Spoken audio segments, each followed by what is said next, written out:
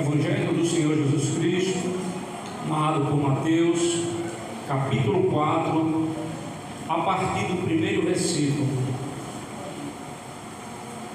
Acredito que todos acharam, passemos a ler.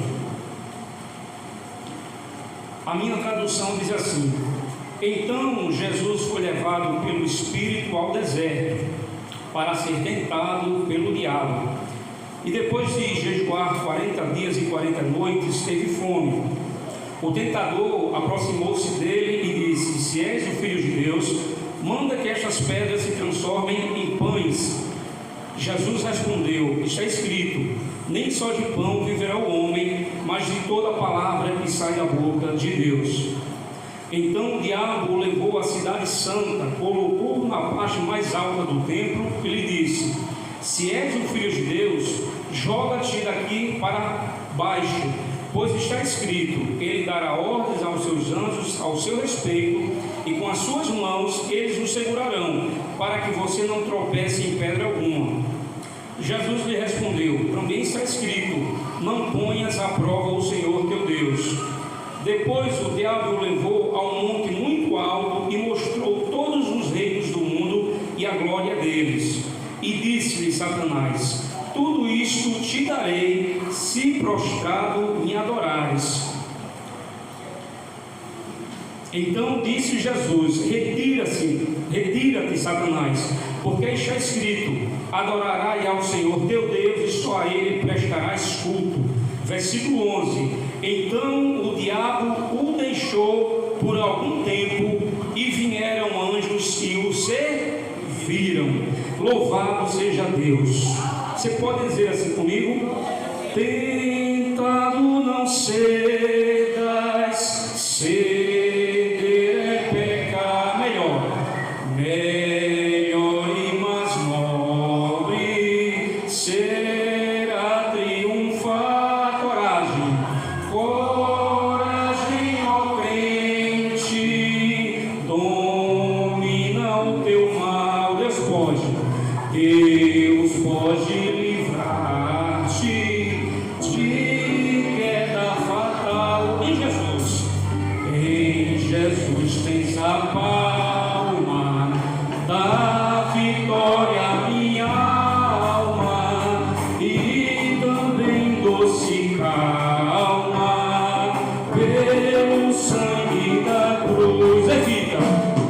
Evita o pecado, procura agradar a Deus, a quem deves no corpo exaltar. Não enches teus lábios com impura voz. Defende tua alma do vício e atroz. A igreja da vitória.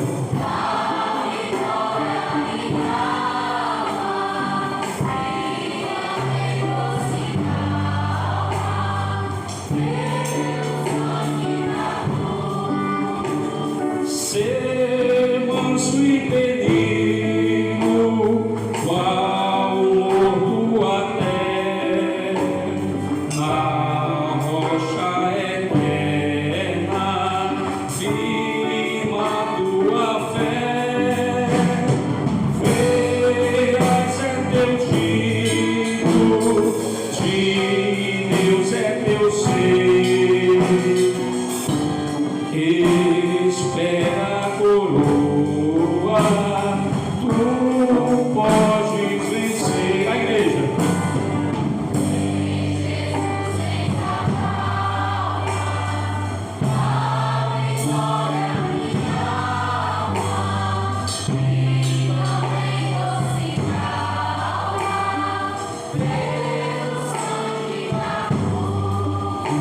Louvado seja o nome do Senhor. A música Em Jesus Tens a Palma da Vitória é parte do repertório da harpa cristã e é um hino evangélico que transmite uma mensagem de encorajamento e perseverança na fé cristã diante das adversidades e tentações. A letra enfatiza a importância de resistir às tentações e manter-se firme nos princípios da fé, sugerindo que a verdadeira vitória é alcançada através da resistência ao pecado e da busca pela santidade. Amados, nós já fizemos uso do texto da palavra de Deus nos dias de hoje, e eu gosto de pregar com um tema, e o tema que Deus colocou no meu coração hoje é aprendendo sobre a tentação e suas consequências. Aprendendo sobre a tentação e suas consequências. O texto que lemos, ele se encontra nos 3 evangelhos sinóticos. Nós temos 4 evangelhos no Novo Testamento, e dos 4, 3 são sinóticos. Como assim? Por que sinótico? Porque Mateus, Marcos e Lucas, eles contam quase que as mesmas histórias, só que de ângulos diferentes.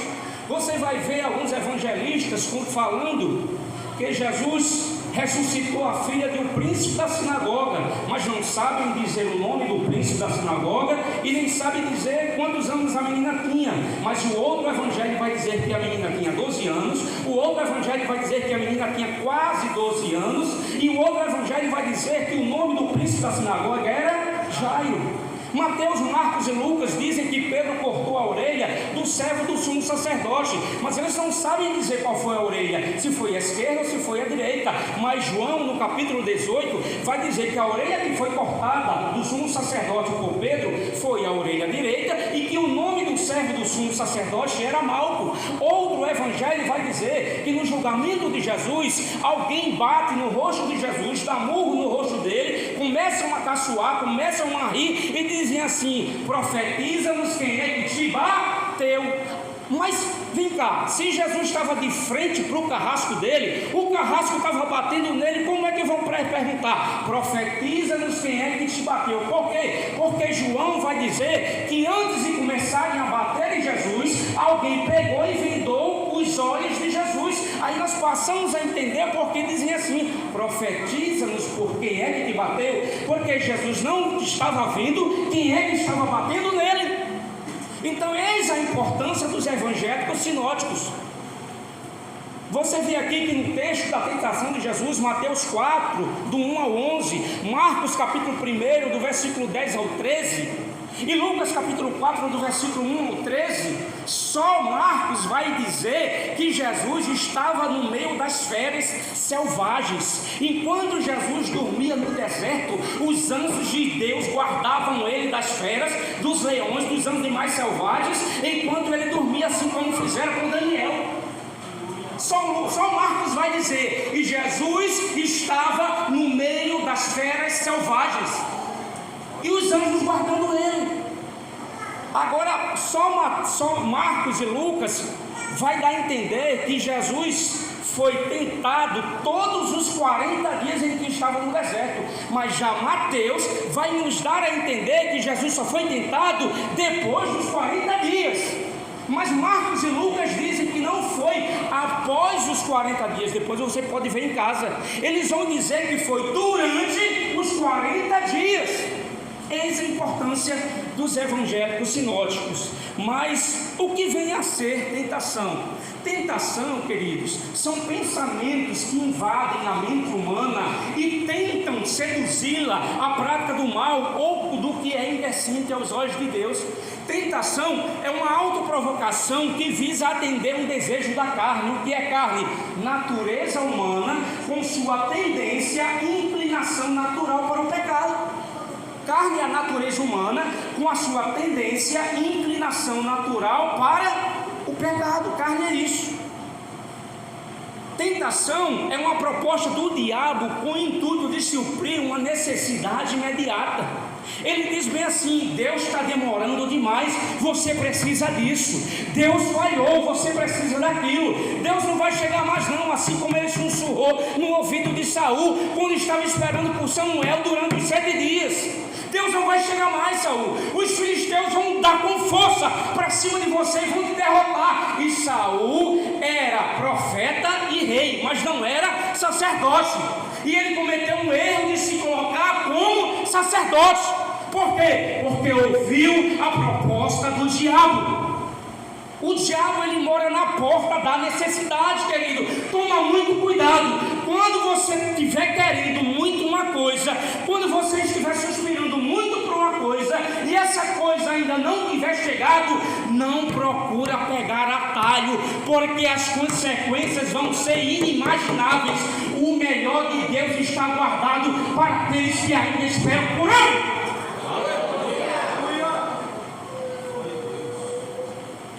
Três perguntinhas para a igreja. Preste atenção na pergunta que eu vou fazer, hein? Para não levantar a mão na hora errada. Quem aqui nunca foi tentado na vida? Tem alguém aqui que nunca foi tentado na vida? Acho que não, né? Todos foram. Quem aqui já foi tentado alguma vez na vida? Acho que todos. Quem aqui está sendo tentado nesses últimos dias? Praticamente todos, queridos, porque a tentação, ela faz parte da nossa vida. E eu quero aqui trazer algumas considerações acerca da tentação. Algumas considerações, sim. A primeira consideração, querido, é que se você não sabia disso, é dever seu saber. Mas se você não sabia disso, você vai sair daqui hoje sabendo. Tentação não provém de... Tentação não provém de...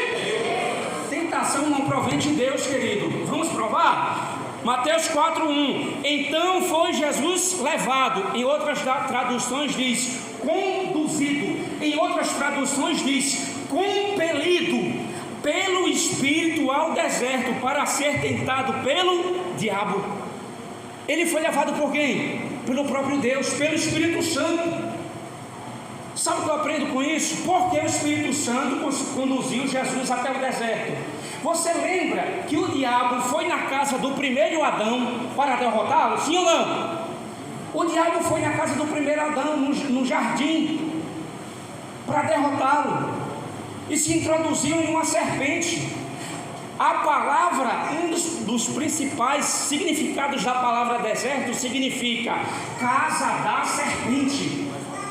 Casa da serpente. Assim como Satanás foi na casa de Adão para derrotá-lo, o segundo Adão foi na casa de Satanás também para derrotá-lo. Foi na casa dele, derrotou ele na casa dele, querido, e ficou com crédito. Deus muitas vezes nos levará a lugares que não iremos gostar, mas servirá de grande aprendizado espiritual para as nossas vidas. Quem levou Jesus ao deserto não foi o diabo, foi o próprio Deus, querido. Jesus, em sua oração modelo, em Mateus capítulo 6, versículo do 9 ao 13, no final da oração modelo, quando eles disseram bem assim: Jesus, ensina-nos a orar. Aí ele começa: Pai nosso que estás no céu, santificado seja o vosso nome, venha nosso rei, venha nós o vosso reino, seja feita a vossa vontade, assim na terra como no céu. Dai-nos o nosso pão de cada dia, nos dai hoje, perdoai as nossas ofensas, assim como nós temos perdoados os devedores, e não nos deixem cair em tentação. A palavra cair ou induzir aqui, querido, na tradução, não é perto do original, porque no original grego, Jesus está dizendo assim, não nos permita ter oportunidade para ser tentado.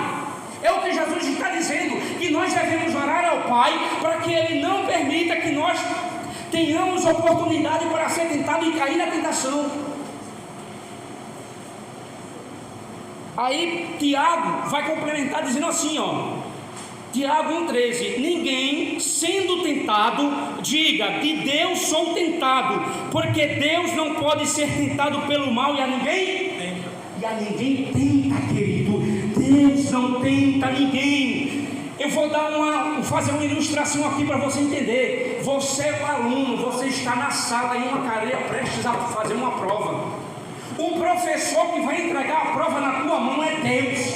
e o colega que está do teu lado com uma cola na mão dele é Satanás. Deus te dá a prova para você fazer a prova, para você passar pela prova. Aí o colega do lado diz assim: olha, eu tenho um negócio mais fácil, todas as respostas, todas as questões estão aqui, não cai nessa não, tu vai sair tarde daqui, tu vai perder o ônibus, tu vai perder o táxi, tu vai perder isso, tu vai perder aquilo. Você não vai perder nada, porque quem passa pela prova fiel diante de Deus só tem bênção para receber. Provação, Deus te dá prova. Tentação é Satanás quem dá, para abreviar um caminho que vai te chamar para o buraco. Vamos lá? Segunda consideração: não existe triunfo sobre a tentação sem sacrifício. Quer triunfar sobre a tentação, querido? Sacrifício. Jesus fez isso. Vamos lá? Depois de jejuar 40 dias e 40 noites, teve... O que é isso senão sacrifício? Existem jejuns de horas, existem jejuns de um dia, existem jejuns de 3 dias, existem jejuns de 7 dias, existem jejuns de 21 dias, existem jejuns de 14 dias, existem jejuns de 40 dias. O que vale aqui não é a duração do jejum, mas a tua intenção para com Deus. Se sacrifique, faz um esforço. Você não quer resposta, você não quer bênção, você não quer a presença de Deus, se sacrifica. Quais foram os recursos que Jesus usou para não cair na tentação do diabo? Estava cheio do Espírito. Olha só, Jesus, cheio do Espírito Santo, voltou do Jordão e foi levado pelo Espírito ao deserto. Ele estava cheio, Lucas vai dizer que ele estava cheio do Espírito. Um mandamento bíblico, Efésios 5,18: e não vos embriagueis com o vinho em que há contenda, mas enchei-vos do Espírito. Gálatas 4,16 em diante: andai em Espírito e não fareis as vontades da carne, porque a carne milita contra o Espírito e o Espírito milita contra a carne, e a carne e o Espírito se opõem um ao outro, de modo que não façais o que quer. Segundo recurso que Jesus usou para triunfar sobre a tentação, estava em comunhão com o Pai, em oração, em jejum. Mateus 26:41, ele diz bem assim, vigiai e orai para que não cedam. Eu gosto dessa tradução, NVT, para que não cedam à tentação. O espírito na verdade está de prontidão, mas a carne é fraca. Estava em comunhão com o Pai, querido. Sabe o que eu aprendo aqui? Oração e jejum não serve para afugentar o diabo. Oração e jejum serve para resistir ao diabo. Oração, o fato de estar cheio do Espírito Santo não nos isenta de sermos tentados, mas nos capacita para enfrentá-lo. Terceiro recurso que Jesus usou para vencer a tentação: tinha clareza da palavra de Deus. Você tem clareza da palavra de Deus? Você tem clareza da palavra de Deus? Mateus capítulo 3, versículo 17, o diabo estava só olhando. Diz a Bíblia que Jesus saiu do Rio Jordão, foi batizado, e o Espírito em forma corpórea, como de uma pomba, pousou sobre ele, e os céus se abriram e se dizia: este é o meu Filho amado, em quem eu me comprazo, em quem eu me agrado. Aí quando Jesus foi levado pelo Espírito ao deserto, no mesmo instante, sabe o que o Satanás falou? Se és o Filho de Deus, manda que essas pedras se transformem em pães. Se és. Ele ouviu Deus dizer que Jesus era filho dele. Ele ouviu Deus dizer que Jesus é o filho dele. Agora quer colocar em dúvida na pessoa, na humanidade, na deidade de Jesus. Se você é, mostra que você é filho de Deus. Aí Jesus vai para Deuteronômio 8:3. Nem só de pão viverá o homem, mas de toda a palavra que sai da boca de Deus. Depois o diabo pega ele e diz: olha, lança-te daqui abaixo. o leva para o pináculo do templo, cerca de 70 metros de altura ou mais, o templo de Jerusalém, e diz: olha, lança-te daqui para baixo, porque no Salmo 91, versículo 11 e 12 está dizendo que aos teus anjos tu dará ordem ao teu respeito, para que te guarde, te segure, e você não tropece em pedra alguma. Também está escrito, Deuteronômio 6,16: não tentarás o Senhor teu Deus. Depois o levou a um monte muito alto, mostrou toda a glória deles e disse: tudo isto te darei, se prostrado me adorares. Deuteronômio 6,13: vai-te, Satanás, porque está escrito: ao Senhor teu Deus adorarás e só a Ele servirás. Quarto recurso que Jesus usou para derrotar o inimigo, para triunfar sobre a tentação: o diabo não deixou se levar não deixou se iludir pelas falsas propostas do diabo. Ele não se deixou iludir, querido, pelo que o diabo estava oferecendo para ele. O diabo, ele não tem solução para ninguém, ele só tem paliativo. O que é paliativo? Aquilo que resolve por pouco tempo, depois você vai precisar novamente. Terceira consideração sobre a tentação, segura aí. Frequentemente somos tentados não somente em nossas fraquezas, mas naquilo em que temos o domínio. Olha como ele chega para Jesus: se és o Filho de Deus, manda que estas pedras se transformem em pães. Aqui Satanás pede para Cristo mostrar o seu poder e mostrar a sua filiação de filho de Deus. Sabe o que eu aprendo com isso, querido? O diabo muitas vezes chega para você, sussurra no teu ouvido e diz bem assim: olha, se tu é o melhor cantor, mostra que você é, mostra que você tem poder, mostra que você é bom no que faz, mostra que você é a melhor regente do conjunto, mostra que você faz o melhor solo, mostra que você é o melhor cantor, mostra que você é o melhor tocador, mostra que você é o melhor pregador, mostra que você é o melhor tocador. Sabe o que você diz para ele? 1 Coríntios 10:31: quer comais, quer bebais, quer façais qualquer outra coisa, fazem tudo para a glória de Deus. Sabe o que você diz para ele? 2 Coríntios 10:17 e 18: aquele que quiser se gloriar, glorie-se no Senhor, pois não é aprovado aquele que a si mesmo se louva, mas aquele a quem Deus louva. Sabe o que você diz para ele? Jeremias 9:23: não se glorie o sábio na sua sabedoria, o forte na sua força, o rico na sua riqueza, mas se alguém quer se gloriar, glorie-se nisso, em me conhecer e em saber que eu sou Deus. Vamos adiantar, querido. Quarta consideração sobre a tentação: o inimigo coloca pratos na nossa frente para ver se nós comemos. Se és filhos de Deus, manda que essas pedras se transformem em pães. Sabe o que eu aprendo com isso? Quando você recusa o prato do inimigo, Deus coloca banquete na tua frente. Não se contenta com o prato do inimigo, porque o que Deus tem para você é seu e ninguém vai tomar. Prova. Versículo 11 do capítulo 4 de Mateus: então o diabo o deixou até um tempo oportuno, e vieram os anjos e passaram a servi-lo. Deus tem o melhor guardado para você. Quando você resiste às tentações do inimigo, Deus tem o melhor para você. Olha Daniel capítulo 1: e o rei mandou que a porção diária das iguarias do rei e do vinho que ele bebia, e que assim fossem mantidos por 3 anos, para que no fim destes pudessem estar diante do rei. E Daniel propôs no seu coração não se contaminar com a porção das iguarias do rei, nem com o vinho que ele bebia. Portanto, pediu ao chefe dos eunucos que não se contaminasse com aquela comida.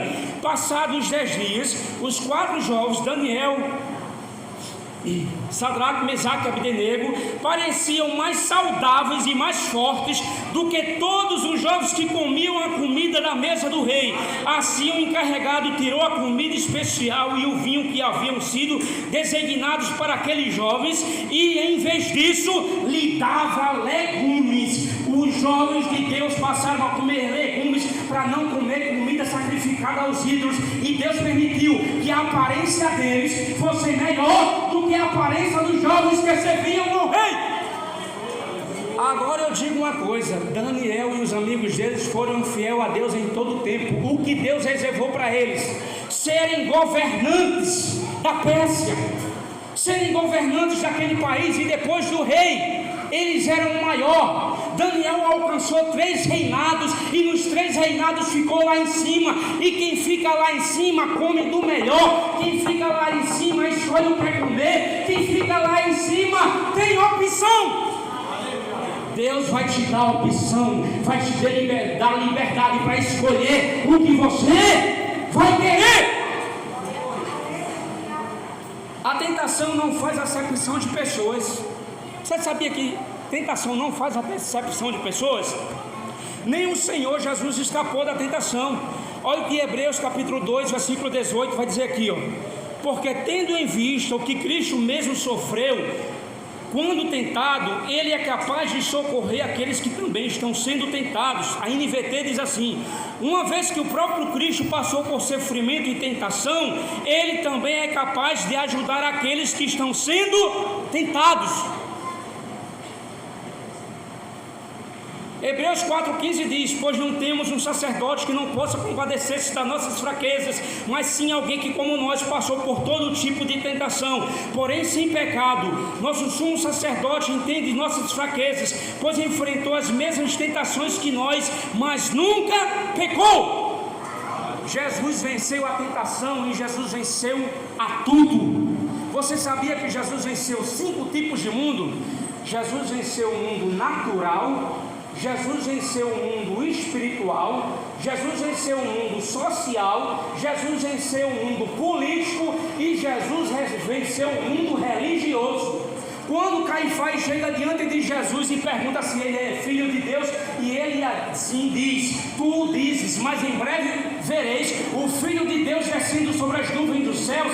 Diz a Bíblia que Caifás ficou tão louco que rasgou a sua veste de sumo sacerdócio. O que é isso? A lei, uma das leis dos 613 mandamentos dados por Deus a Moisés, dizia que o sumo sacerdote não poderia rasgar as suas vestes, porque no dia em que o sumo sacerdote rasgasse as suas vestes, ele estaria dando fim ao seu reinado. Quando Caifás rasga as suas vestes diante de Jesus, ele está dizendo: o meu reinado acaba aqui, porque tu és o rei verdadeiro. Por isso que Jesus disse em Mateus 16:33: no mundo tereis aflições, mas tende bom? Tende bom? Devemos nos alegrar quando a tentação chegar à nossa porta. Eu acho que isso é coisa de doido, sim ou não? Se alegrar quando a tentação chegar à nossa porta. Quem foi que disse isso? Tiago 1:2: meus amados irmãos, tende grande alegria quando passardes por várias tentações. Aqui também não é só tentação, mas o escritor quer dizer tentação, aflição e provação. Quando você estiver passando por tentação, aflição e provação, a palavra de Deus diz que você deve se alegrar, porque quando nós conseguimos vencer a tentação, é produzida em nós uma alegria inimaginável e nos tornamos mais íntimos de Deus. Aí Tiago diz também assim no capítulo 1, versículo 12: bem-aventurado o homem que suporta a tentação, porque quando for provado, receberá a coroa da vida, a qual o Senhor tem prometido para aqueles que o amam. Devemos nos alegrar, queridos. Há uma recompensa para aqueles que suportam a tentação. A tentação só consiste em pecado quando concebida. Você sabia que tem pessoas que acreditam que quando está sendo tentado está pecando? Não! Você só peca quando você concebe, você dá a luz, você aceita a tentação. Tiago 1,14: mas cada um é tentado quando atraído e engodado pela sua própria concupiscência. Depois, havendo a concupiscência concebido, dá à luz o pecado. E o pecado sendo consumado gera morte. A tentação em si não é pecado, mas o conceber a tentação sim. 2. Deus não deixa você ser tentado além do que você possa suportar. Salmo 103, versículo 4, versículo 14, querido, diz: o Senhor conhece a nossa estrutura e lembra-se de que somos pó. 1 Coríntios 10,13: não veio sobre vós tentação senão humana, mas fiel é Deus, que não vos deixará tentar acima do que podeis, antes com a tentação dará também um escape para que a possais suportar. Deus dá o escape para que você possa suportar. Se você tem passado por uma determinada tentação, significa que Deus te deu capacidade para suportá-la. Isaías 41:10: não temas porque eu sou contigo, não te assombre porque eu sou o teu Deus, eu te esforço, eu te sustento com a destra da minha justiça. 9: por mais que a tentação pareça vexatória, vergonhosa, humilhante, ela não consegue fazer mal algum a uma alma que consegue resisti-la. Tiago 4:7: resistir ao diabo e ele fugirá de? Não é fugir, é resistir. Satanás a gente resiste, o mundo a gente vence com a fé, e a carne a gente foge. Existem 3 coisas na Bíblia que a Bíblia manda a gente fugir. Quais são elas? Alguém pode me ajudar? 1 Coríntios capítulo 10, versículo 14: fugir, corram da idolatria. 1 Tessalonicenses 5:22: fugir de toda aparência do mal. 2 Timóteo capítulo 2, versículo 22: foge dos desejos da mocidade. 1 Coríntios 6:18: fugir da fornicação. A Bíblia manda você fugir só de 3 coisas: da idolatria, de tudo que você possa colocar à frente de Deus. Manda você fugir da aparência do mal. Toma muito cuidado com o que você está andando, o que você está fazendo. E a Bíblia manda você fugir da carne, porque é um inimigo interno, é um inimigo de foro íntimo, e você não pode com ela. 10ª consideração sobre a tentação: a tentação só se torna ameaçadora quando paramos para considerá-la. Martinho Lutero, grande reformador da igreja cristã,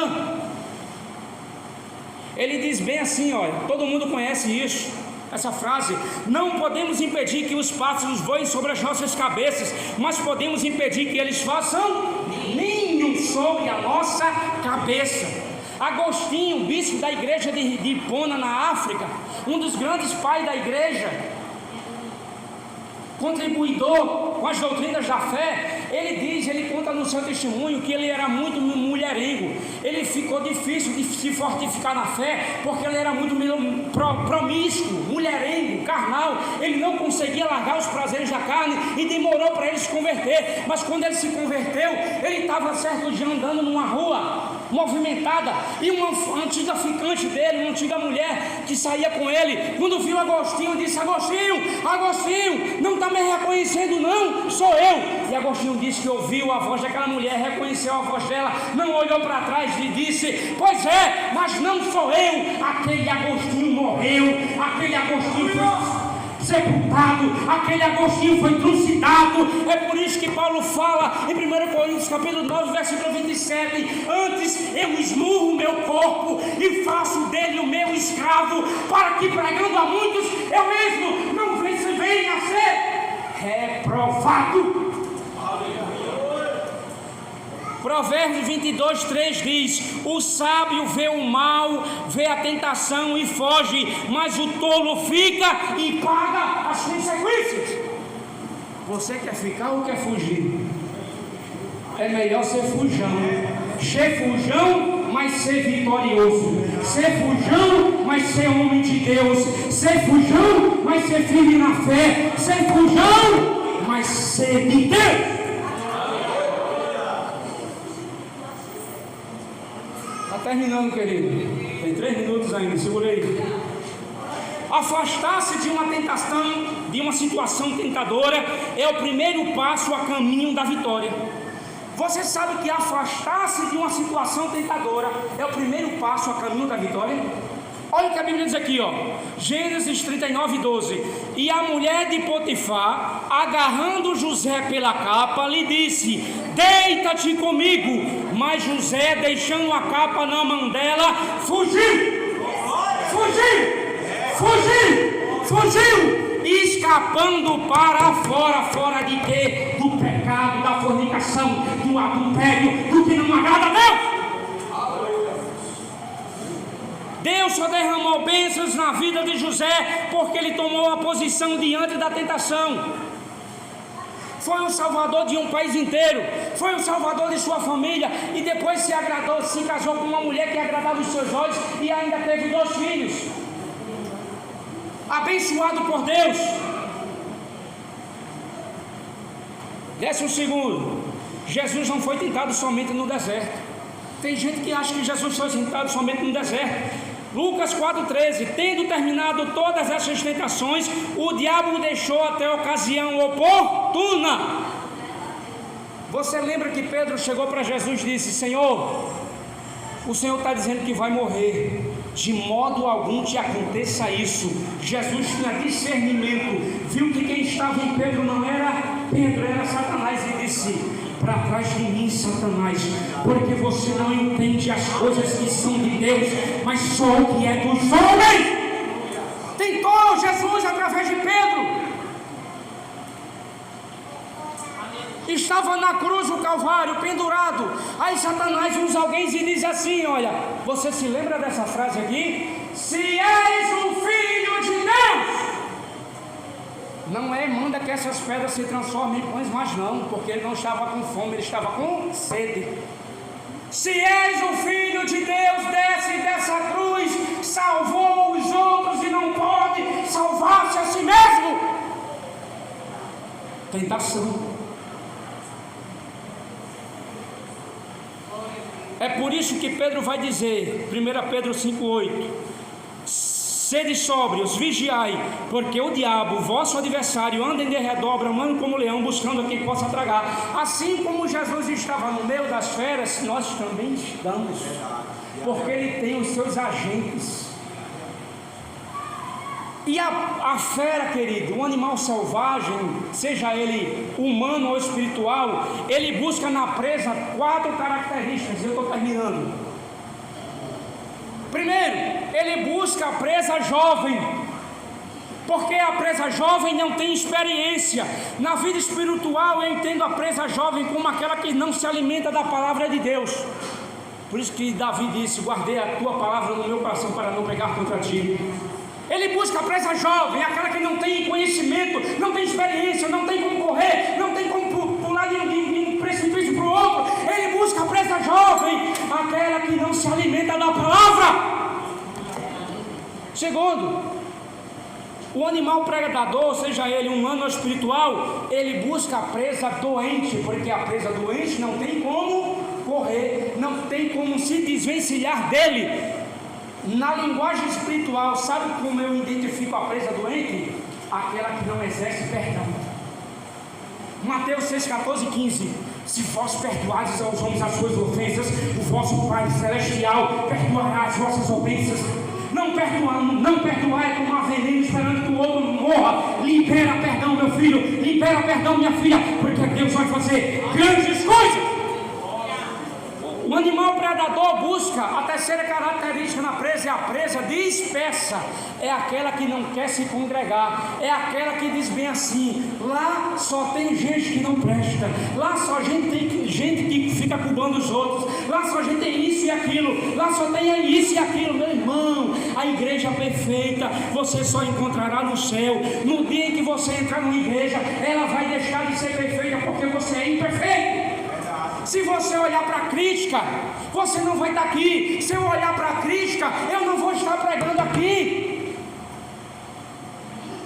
porque alguma vez eu vou gaguejar, alguma vez eu vou trocar a palavra, alguma vez eu vou ficar muito suado, alguma vez eu vou passar uns 5 minutos a mais do que o horário, alguma vez eu vou olhar só para um canto, alguma vez eu vou olhar só para o outro, e vai haver crítica. Mas apesar de crítica, temos que pregar a palavra do nosso Deus.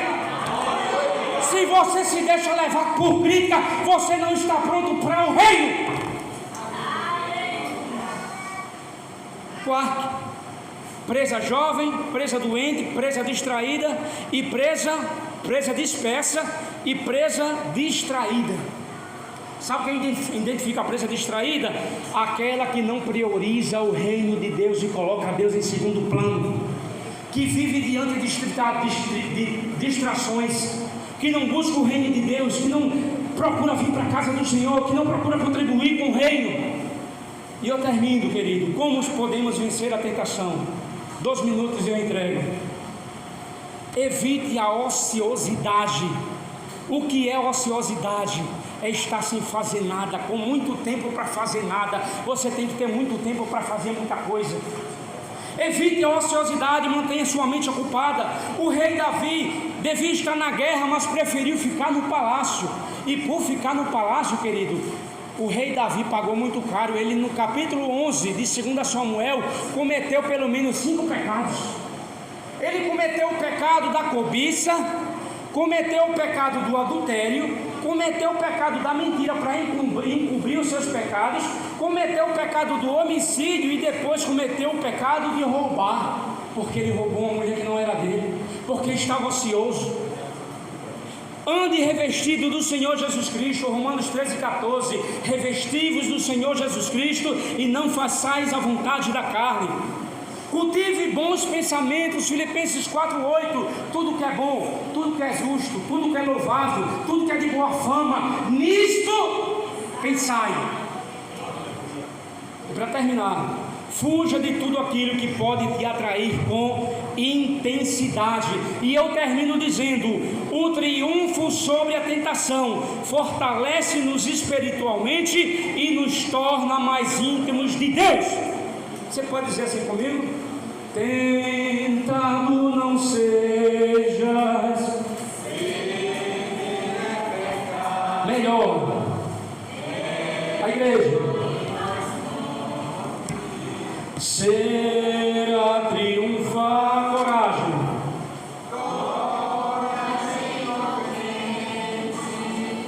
Domina o teu mal, Deus pode livrar-te de queda fatal. Só a igreja.